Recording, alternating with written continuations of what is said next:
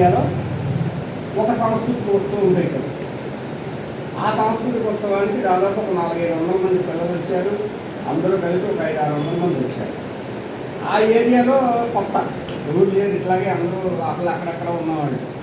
వాళ్ళు ఏంటి, వాళ్ళందరూ కలిపి వాళ్ళకి మేమేమి ఇక్కడి నుంచి మేము మా దగ్గర ఉన్న డబ్బులు లేకపోతే మరొకటి చేయాలి, మీరే ఏదో చూడండి అంటే వాళ్ళే అటు ఇటు తిరిగి ఏదో చేద్దామని అనుకుంటే ఒకరిద్దరు దగ్గరికి వెళ్తే ఫుడ్కి సార్ మేము ఇక్కడ కార్యక్రమం పెడుతున్నాం, భోజనానికి మీరు సహకరించండి. ఫస్ట్ ఆఫ్ ఆల్ మనం ఏంటంటే భోజనం అంటే భోజనం పెట్టే దాత ఉంటారు.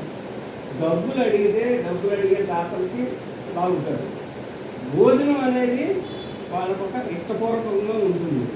మీరు భోజనం పెట్టండి, వాళ్ళు ఏం తీసుకొచ్చి పెడతాడా, లేకపోతే వండి పెడతాడా, లేకపోతే అక్కడ వండించి పెడతారా అనేది వాళ్ళ ఇష్టం.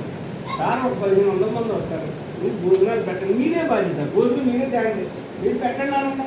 మీరు సగం ఖర్చు అయ్యే ఉంది, సగం కాదు నాకు తెలిసి 60-70% ఖర్చు మీ భోజనంతోనే అయిపోతుంది.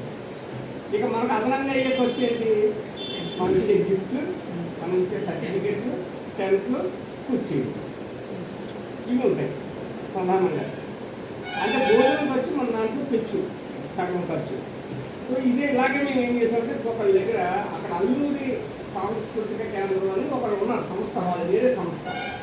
మేము వాళ్ళ దగ్గరికి వెళ్ళి ఇట్లా మేము పెడుతున్నాం కార్యక్రమం, మీరు ఏదో సెలెక్ట్ చేయండి అని అంటే, ఓకే సరే అయితే మీ సర్టిఫికెట్లు మీ మెమో